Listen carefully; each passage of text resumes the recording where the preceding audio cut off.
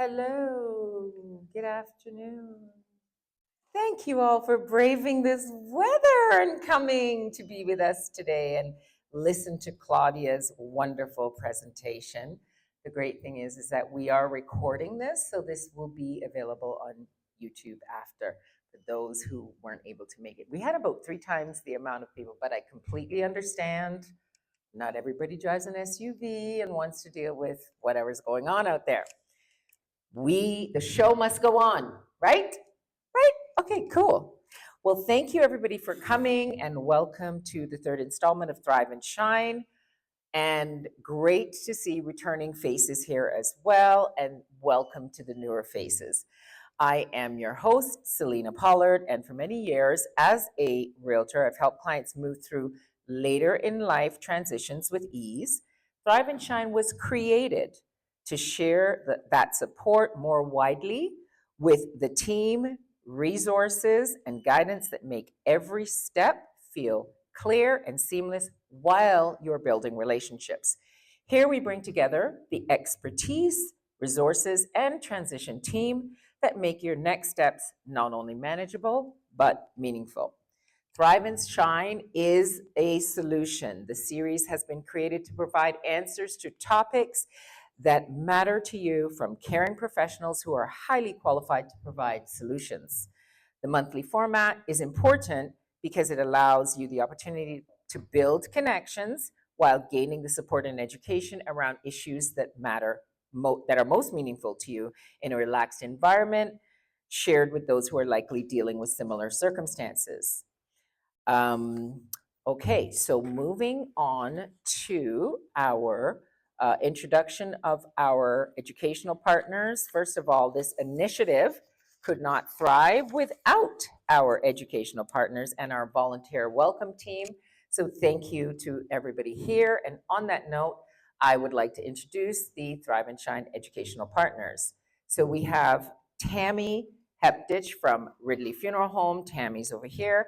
Ridley Funeral Home is a Canadian independent family-owned and operated funeral home that has been serving our community for over 104 years.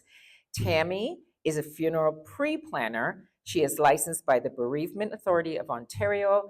Alongside this role, she works as a community liaison and aftercare specialist. Her own family has been served by Ridley for many generations, long before she began working there, and her goal is to share information that will help families make informed decisions on their hardest day. I know that Tammy was here in our last session, and she was thronged with people who already knew her, so very well known in the Etobicoke community. Thank you for joining us. Then we have Hisham Mahmood from Senior Helpers. Senior Helpers Toronto is also proudly Canadian owned and operated and is the premier provider of in-home senior care throughout the area.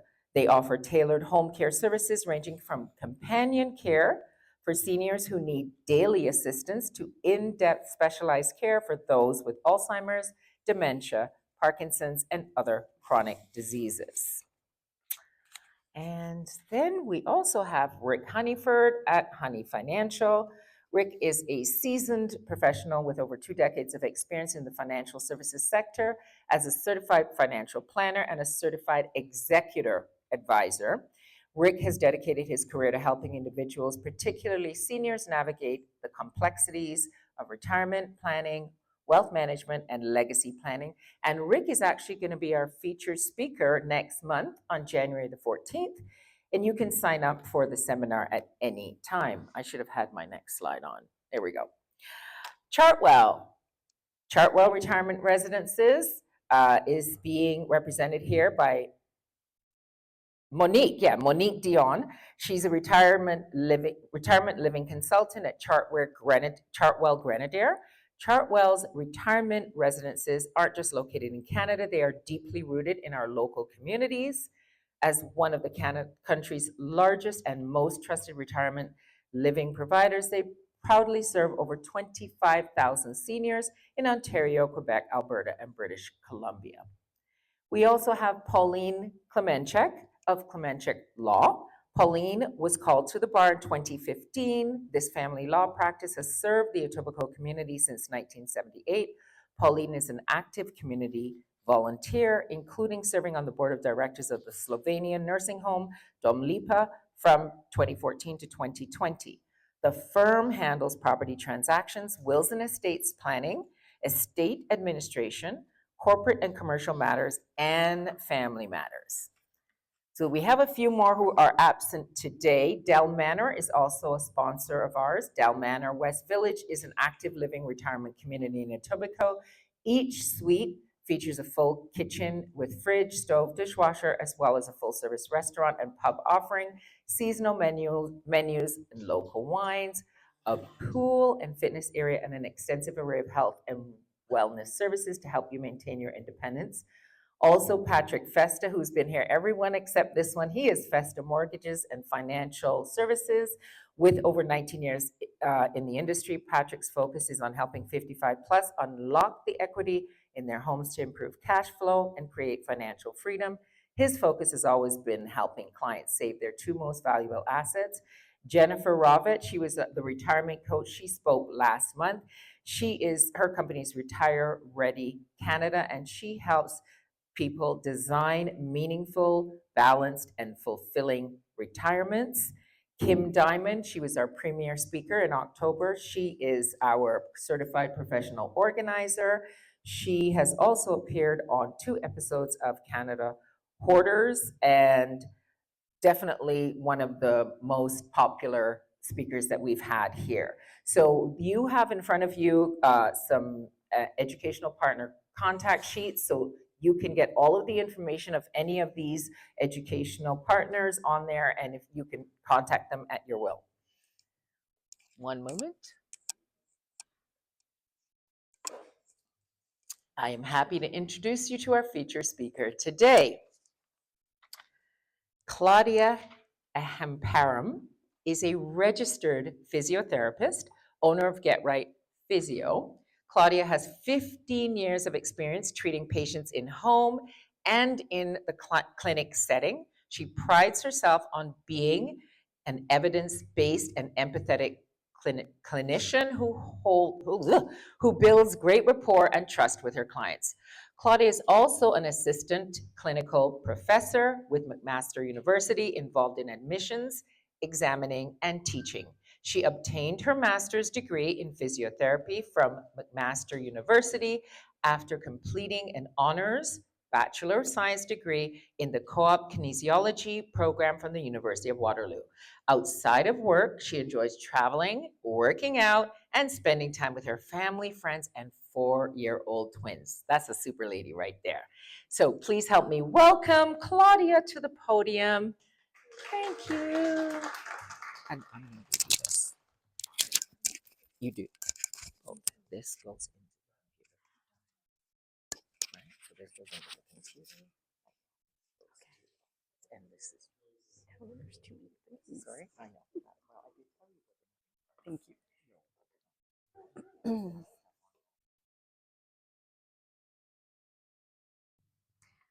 Thank you, Selena. Firstly, I would like to say a very big thank you to Selena for inviting me to be part of this initiative. She's worked tirelessly to have these monthly events, so let's give Selena a round of applause. Well, good afternoon. Thank you from the bottom of my heart for being so brave and facing this crazy weather apparently that we're having and coming today. I really appreciate it.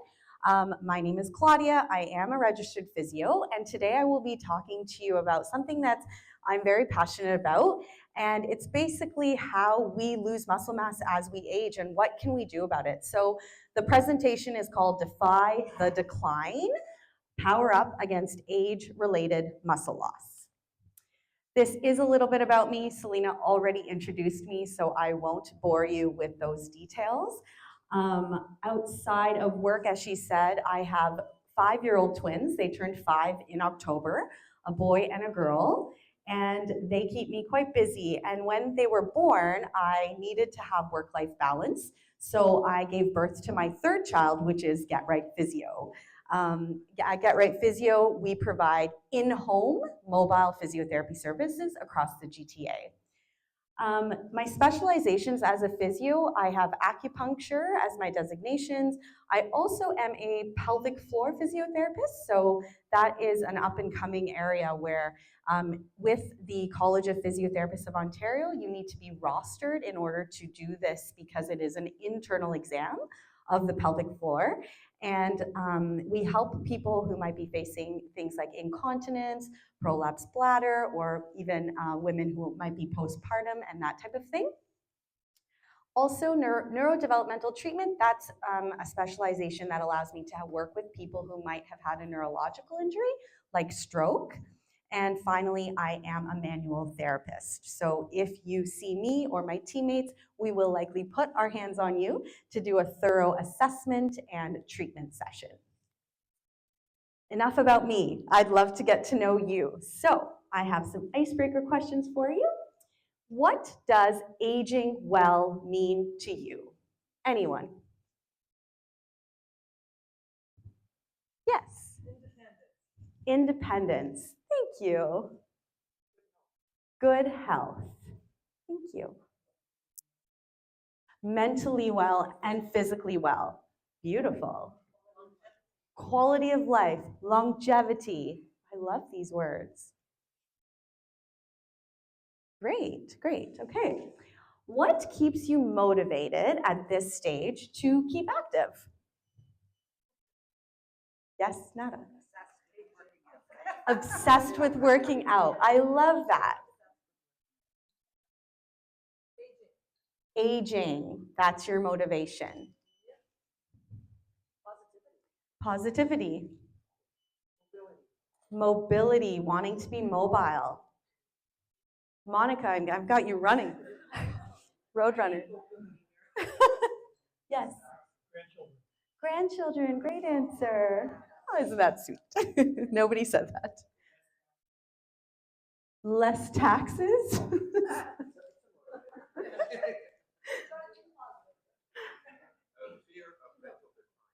Fear of mental decline. Thank you for sharing that. Okay, yeah. Fall prevention. Okay, it's a good thing you're here today. All right, what kind of exercise or physical activity do you currently participate in? Nada? Hot yoga?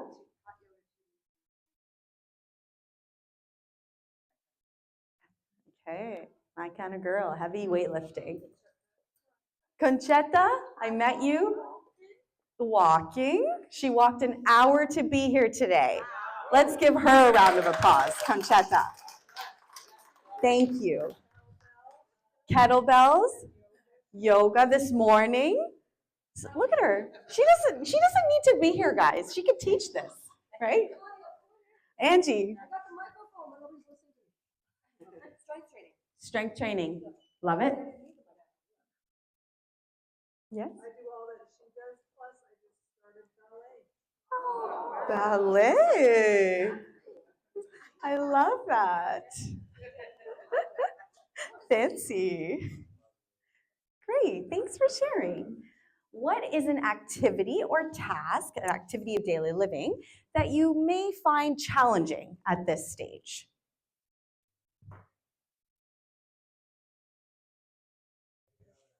Getting out of bed. Is that physically difficult or mentally difficult? Both. Okay. Bending down to pick something up from the floor, you second guess that decision? Yeah. Flexibility is getting a little bit more challenging, yeah? Yes. Sciatica survivor, so to speak. My right side doesn't talk to my left side. So I have this neurological thing going all the time. You must focus on moving sympathetically. Yes. Which is very challenging, which is also fun. When you go to explain yourself. Yeah, that could be. People say you're crazy. It doesn't talk to this side. Yeah. So it feels like your body isn't communicating with. Only when you fall. Then you realize what you've done because Right. you call it your feet go go up and down the same way, and this one doesn't balance the same way. Especially on a day like this, you're walking around. Definitely, definitely. One side wants to do one thing to balance you, and the other side wants to do something. Yeah. It's really, mentally, it's interesting and challenging all at the same time. There's nothing to be afraid of once you figure out what the heck is going on. Be aware all the time where your feet are and where you want. Yeah, so you've got to focus, right, to try and synchronize the movement smoothly. Thank you for sharing that. Any others? Balance and falling. Balance and falling. Yeah, thanks, Mary. Okay, what's an activity of daily living that you would like to continue to be able to perform in the years ahead? Something that's really important to you. Yoga, flexibility, walking, dancing, yes. Long distance cycling. Long distance cycling, nice. Snowboarding, climbing stairs, I heard. Skiing. Very good. Wide eyes in the room. Okay, awesome. You guys are an active bunch. That's great. All right, well, let's get into the meat and the bones of the presentation. So what happens to us as we age with respect to our muscles? Well, there's a process called sarcopenia. Sarcopenia is a natural age-related muscle loss. It happens to anyone and everyone, and this process accelerates rapidly after the age of 50. So we slowly lose our muscle mass. This can then lead to us feeling weaker, more frail, reduced mobility. So maybe you're not able to bend down and pick up what you need to from the ground. Maybe you can't reach into that high cupboard the same way as before. Falls, we talked about falls. So you can then be more prone to falling. Decreased independence. So maybe you're relying more on those around you, family, friends, PSWs, who senior helpers can help you with. And then ultimately this results in a lowered quality of life. Nobody wants to lose their independence, as we just shared in the room. Spotlight disconnected.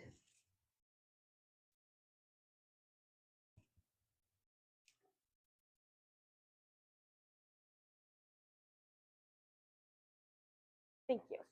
Oh, okay. So the good news is exercise can prevent these things from happening. Exercise can also prevent comorbidities. So what are comorbidities? Those are secondary health conditions that we might face, like heart disease, stroke, diabetes. What happens as we age is that also we might maybe retire from our job that might have been more active. So we are less active, we're expending less energy than we would have before. Thank you.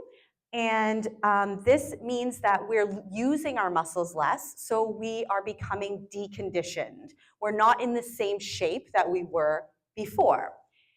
This leads to our muscles wasting away, specifically our skeletal muscles. Skeletal muscles are the ones that connect to our limbs and help us move our arms, move our legs, okay?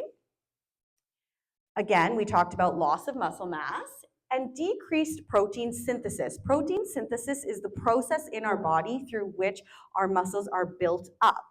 And so when we are not using our body the same way, disuse causes this process to slow down. This also results in the loss of lean tissue. This is very important because the lean tissue is the type of tissue that helps us generate power and muscular strength. This loss is a predictor of our overall mortality risk and our risk for things like falling. Another thing that happens as we age is we might find, or maybe not, sometimes people face it earlier in life, but we might face hospitalizations. This could be planned. Maybe you have a planned joint replacement surgery. Maybe you have, unfortunately, an unplanned event like a fall in this winter weather. That is quite common. And then you find yourself in the hospital. So when you're in the hospital, there is a risk for seniors, a 30% risk of not being able to perform your activities of daily living independently. What are activities of daily living? Things like getting out of bed, getting into the shower, dressing yourself, getting into the car, things that you do daily, those types of things. Once you are hospitalized, there is an increased chance that you would be reinstitutionalized again. So the numbers don't look good. When you're in the hospital, you're not eating the same way as you would when you're at home. So you might not be getting the same nutrition. And this causes the sequelae of events to happen. So you are less active, less nutritional intake. Your body is also in a state of inflammation because some incident has led you to be in the hospital. So things are trying to repair themselves. So it's kind of not really the best environment for you to be able to maintain your muscle mass. And then this leads to atrophy, which is loss of muscle mass. And unfortunately, this is quite common these days, where the state of our healthcare system in Ontario, there's a lot of demand on nurses, on physiotherapists. They're just not able to keep up with the caseload. So oftentimes, I receive phone calls from family members of loved ones who are in the hospital, and they say, can you come and service my loved one with private physiotherapy, because they're only getting 2 days a week of 10-minute physiotherapy sessions. It's just not enough to maintain your muscle strength even. Talk about strength increase, that's out of the picture. So luckily we're able to go in, provide an hour session, and help with those outcomes of getting them discharged home, discharged maybe to a rehab facility so that they can, meet their goals and get better and stronger. So the next slide, Reese, is going to share a little bit about that type of situation. So I know this sounds like all doom and gloom, but there is positive. I'm not here to just be the bearer of bad news, but there are positive things that we can do, and there are positive experiences, and here is one. Okay. Just technical difficulties.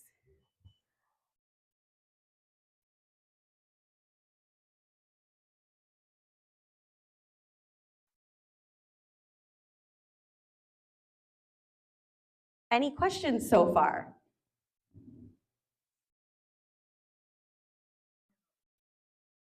It's keeping you on your toes. I will be showing you exercises, yes. Do you want me to try it with the mic? Reconnect the speaker.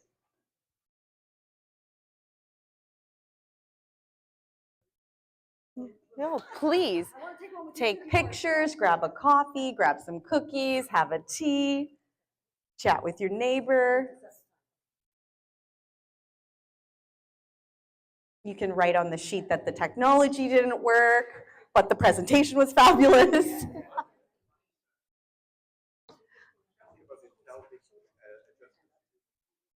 So pelvic floor physio is not adjustments. Pelvic floor physio or pelvic health physiotherapy, it is a specialization within the field of physio where we do exams of the pelvic floor. So internally, gloves on, just like at a doctor's office. And we are looking at your strength of your pelvic floor. We're looking to see if you have pain, to treat those things. Prolapse, incontinence, pain with sexual intercourse, problems postpartum, after having a baby, things like that. Yeah. Good, Reese?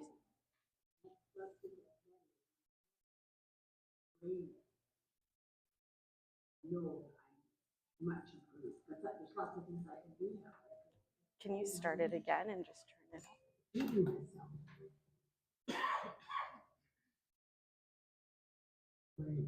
I can't start to get better in my body until my brain is better.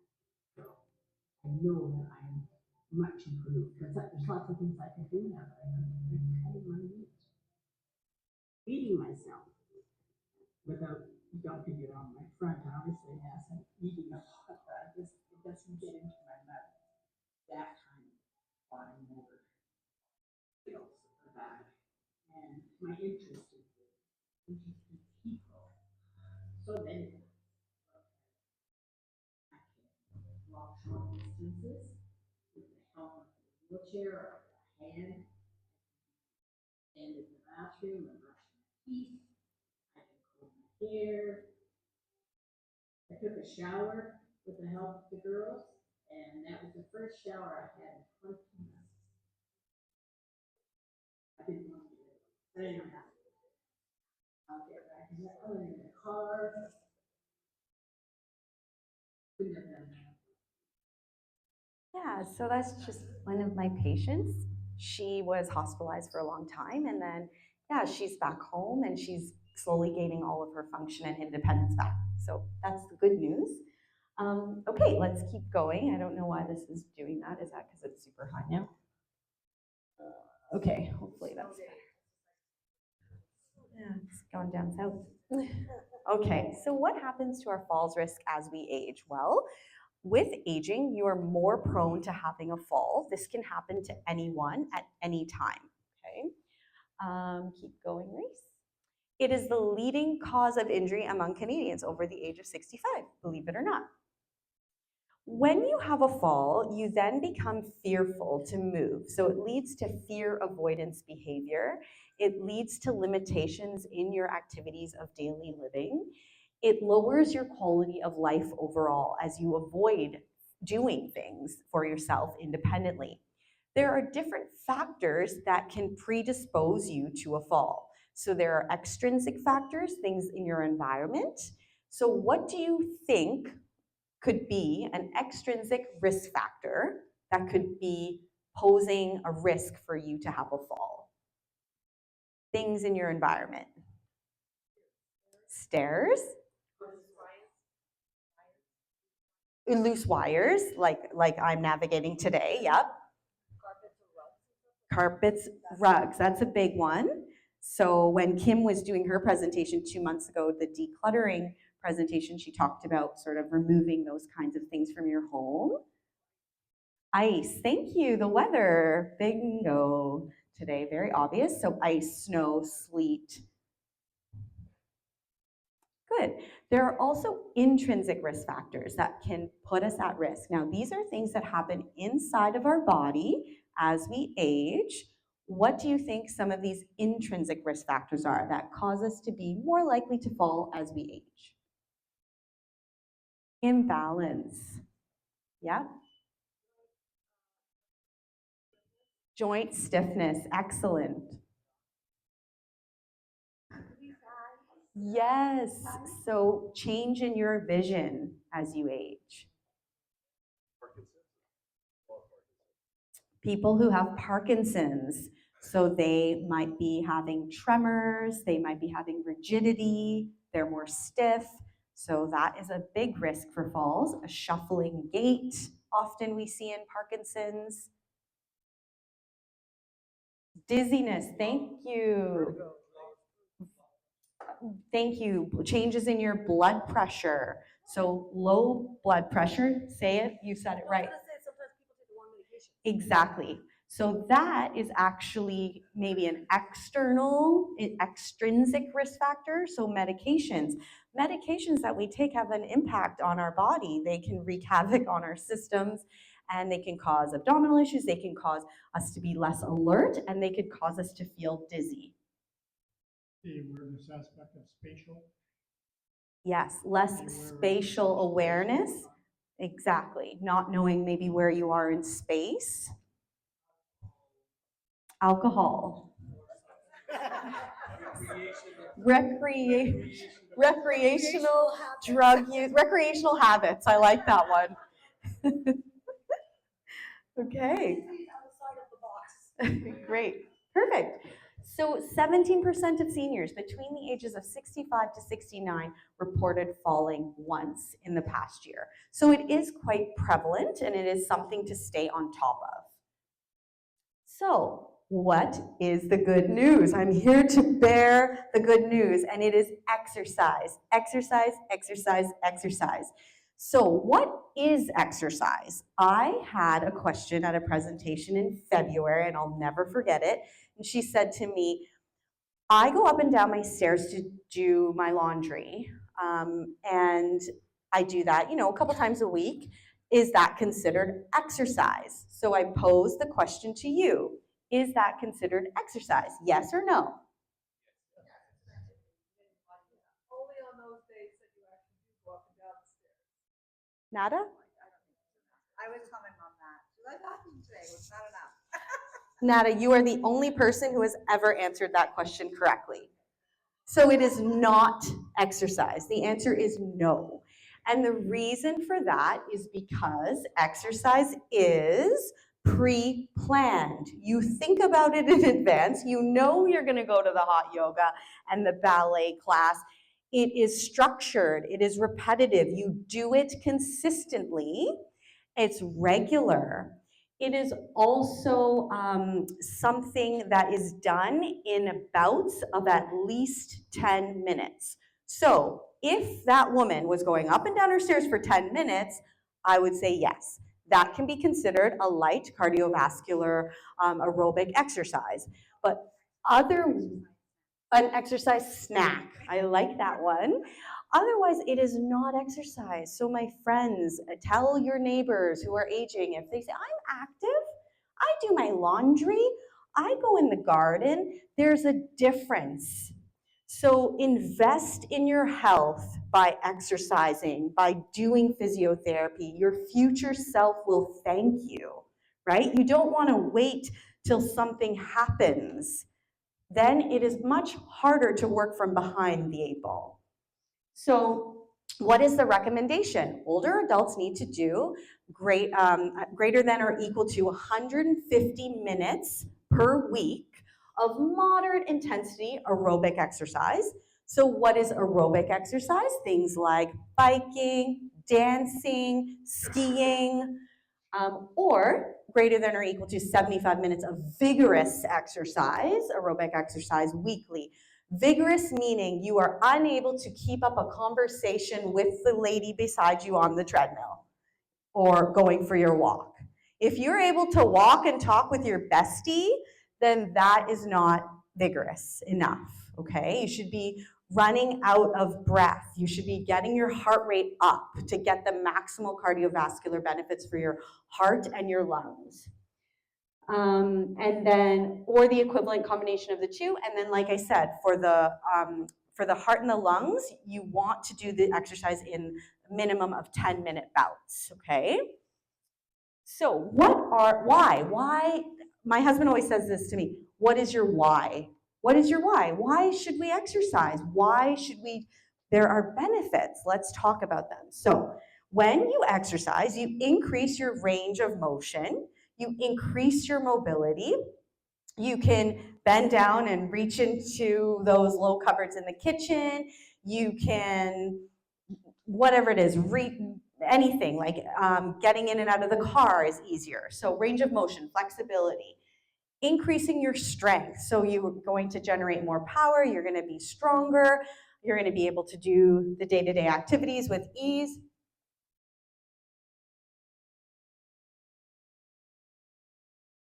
It improves your balance. So you can work on improving your balance, you can get better at it. If you're finding, oh my goodness, I'm starting to lose my footing, we can work on that. And that is going to help you have less falls or prevent falls. We can help aid with incontinence, something that people face as we get older. Help with sexual health. That's a big part of our quality of life as well. It's very important. Better sleep as well. Like, how many people here kind of struggle with sleep? Who doesn't want better sleep, right? If you're exercising, you're burning more calories, you're expending more energy, you're more tired at the end of the night, so you're going to have better sleep. This is going to help improve your overall mental well-being, your emotional well-being, and your quality of life. It'll improve your ability to participate in those activities of daily living that are important to you, the things that you do day in and day out. This is also something to note, weight-bearing activities. So things where you're putting some force through your joints. So things like walking, dancing, like jogging, even aqua fitness in a swimming pool. If you are doing aqua fitness, not swimming, you're putting weight through your joints. When you do that, there are cells in your body called osteoblasts. They build up your muscle, and so, they build up your bone, and so that helps keep things nice and dense. And this is important if you are at risk for osteoporosis, which is degeneration or decreased density of our bones, and the precursor to that, which is known as osteopenia. So that's the good news for weight-bearing activities. This is useful to help prevent osteoporosis and fractures. When you exercise, you also are feeling more fit overall. So you're feeling less pain in your joints, pain in your back. And so if you have less pain, you're relying less on pain medications. We talked about that a few minutes ago, how pain medications can have a host of side effects that can not really be fun to deal with, whether it's abdominal, GI, dizziness, less alertness, and that type of thing. Now, we talked about the physical benefits of exercise, but did you know that there are mental health, emotional benefits for exercise as well? Well, there's a 13-year study of those between the ages of 54 and 75. I tried to find the data for the 55 plus group, that weekly moderate physical activity increased your cognitive function by 5% for men and 14% for women, so we're doing pretty good there, ladies. And exercise can be preventative of cognitive decline, Alzheimer's. Exercise is linked to improved attention span. So when you exercise, you have to pay attention to what the instructor might be telling you or what the YouTube video is telling you or following the picture. So you're keeping your mind sharp and engaged. You have better problem-solving skills, better creativity. When you're more sharp, you're able to have a better quality of life as you engage with your family, friends, loved ones in a more meaningful way. The other interesting thing is how many of you have been like, okay, I'm gonna go to the gym today, but you're just dreading it, right? Right? Thank you, Selena. Only one person has ever felt that way. Thank you, Milena. But how many of you, after you do the workout, don't you feel like $1 million, right? Like you just can't replace that feeling. Why is that? Because there are feel-good hormones that are being produced, endorphins and serotonin, and that also lowers the bad hormone or the stress hormone in our body, cortisol. So it's really cool. You're actually creating a chemical reaction in your body, and it makes sense. You're like, oh, no wonder I feel like $1 million. And pardon? Does it work better on women? Oh, I mean, that's something that we'll have to talk about for another day. Why did women fare better on that study? Well, I think we'd be here all day if I start giving you the reasons for that. And yeah, we talked about sleep, how sleep improves. Older adults, 40 to 70% of older adults have poor sleep or chronic sleep issues, so it is prevalent as well. Mental health, that's a big buzzword these days, right? So exercise can help with our mental health. Individuals over the age of 50, they exercise 5 days a week for only 20 minutes. So it's not a huge commitment that you have to make. They had a lower risk of depression. Exercise is a proven mood booster, like we just touched on. And this is important at this age stage. When you're a senior, you might be facing changes like retirement, loss of a loved one, moving your home. So exercise is social, and it can help combat kind of the emotional toll of things that might be taking place in your life at this time. How is physiotherapy tied to aging well? Why am I here? Why should I speak about this? Well, physiotherapists treat injuries, but we also are trained in prevention. So Like I said, invest in your health ahead of time. Your future self will thank you. Think about prevention. So physiotherapists, we are trained to provide assessments. We can assess your strength, grading you on a 5-point scale to know how strong are your biceps after you lift those heavy weights. How strong are your quads for you to be able to get out of a chair?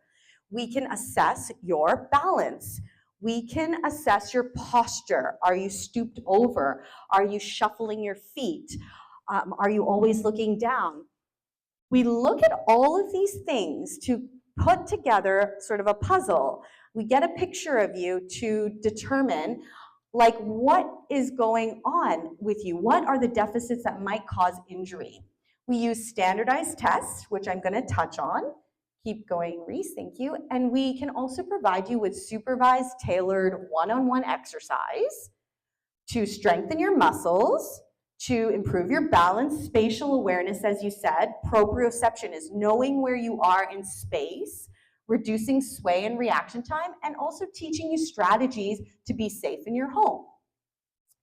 Here is another one of my patients. Physiotherapists that I've worked with over the years, I have realized more and more and more. The more exercise you do, the more exercise you do, the stronger you get. Your balance gets better. Your confidence gets better. Even your mentality becomes better. It does so much things for your body. So today, I'm constantly thinking about this. All right, so he is 95, believe it or not. So let me get you up on your feet and we're gonna do a couple things together. Yep, we can go to the next slide. So we talked about standardized tests. What are standardized tests? They are tests that we perform as physiotherapists to get baseline data about you, to know what is your balance like, for example, with the single leg stance test. This test is proven in the medical literature to be reliable. So we use it objectively to put you into a little box compared to your age range, your gender, and figure out what is your falls risk. So I'm going to get you up on your feet, please, with me. And we are going to practice the single leg stance test, which is standing on one limb. On your marks, get set, go. Okay, so you want to try and focus your gaze. Once you are unable to hold the position, please sit down, okay?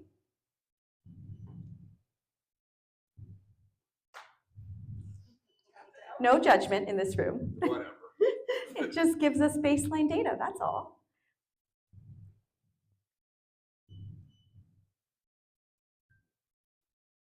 Good job, we're at about 30 seconds. Like Survivor. It is, yeah, the last one standing.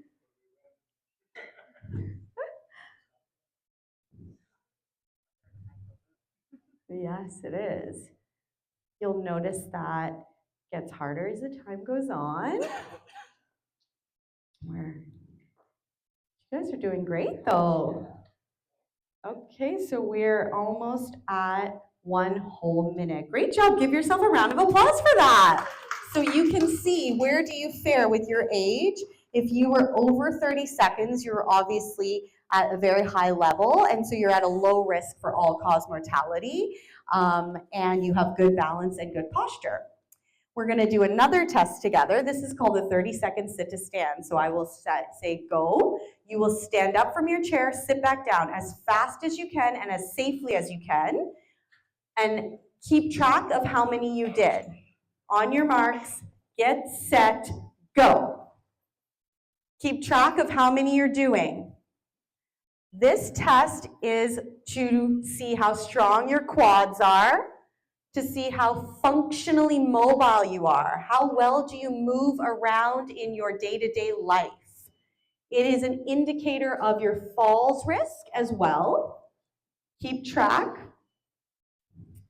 of your score. And stop. Did you get more than 14? Put up your hand. Well, good job. You have a very low falls risk, okay? So you can look at that. We take this data objectively and determine what is your risk, and we can help you in those areas where we see deficits.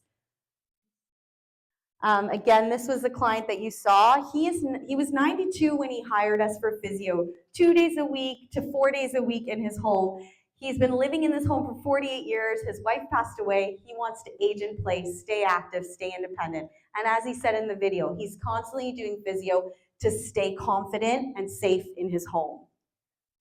So when you're working with a registered physio, how do you decide? Well, you want to look to see, are they registered with the College of Physiotherapists of Ontario?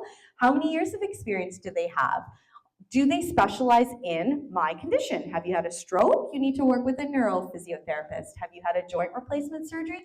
You need to work with an orthopedic musculoskeletal therapist. So our team, we specialize in different areas. You want to look at their courses. What extra schooling have they done after graduation? And a science and an art. I tell my students at Mac this, you can be a really good clinician, but if you don't have soft skills and a good bedside manner, it's not gonna matter. So is your physiotherapist a nice communicator? Are they caring, compassionate? Are they responsive?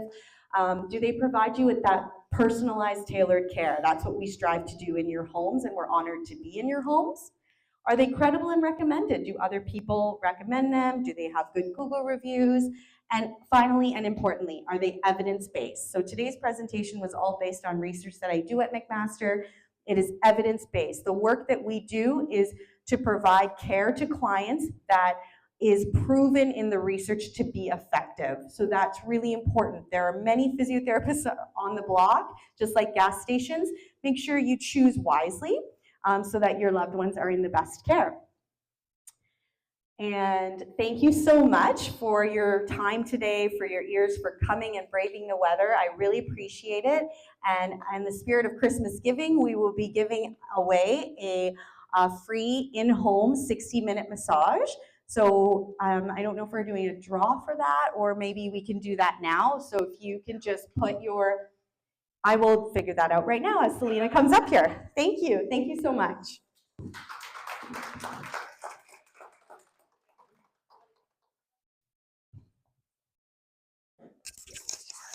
You have to take it off of me. Okay, sure. Great. That was awesome. Claudia, another round of applause. Really engaging. I absolutely loved the information that you provided for us. Can you advance the slide or maybe give me the clicker? That was great, Claudia. So I was feeling about myself. I literally sat there and booked in my spin class for Friday. I'm not even joking. So she definitely's got me hopping right now. Thank you. Okay, so thank you for coming. Again, I want to echo what Claudia said. I know the weather and the driving, which I didn't think was too bad, but I know that you guys did brave it to come here. So thank you to each and every one of you here. I wanted to also point out our Facebook group that's called Thrive and Shine, where you can connect with all of these educational partners as well. And again, I want to remind you of the contact sheets that you have in front of you. And that has detailed information on how to get in touch with each one of these educational partners. I'd also like to draw your attention to our upcoming next event that will not have bad weather. Just so you know, I've already put the request in. So it is January the 14th, and it is, again, doors open at 1, session starts at 1:30. Rick Honeyford will be presenting, and let's talk about what that is. It's financial strategies as you plan your next chapter. Financial planning doesn't stop at retirement, it evolves. This seminar will provide clear, current information to help you make informed choices about your finances in the years ahead. You will get tips on how to optimize your retirement, to protect your well-being, and to embrace the next stage of life with clarity and confidence. That is all. So I see that I've lost everybody here because everybody's trying to win that 60-minute massage. That is okay. Listen, guys, thank you so much. Again, thank you to our educational partners. We really appreciate you. We appreciate you all being here today as well. And that is all. Thank you again. Thanks to you. Thanks to you.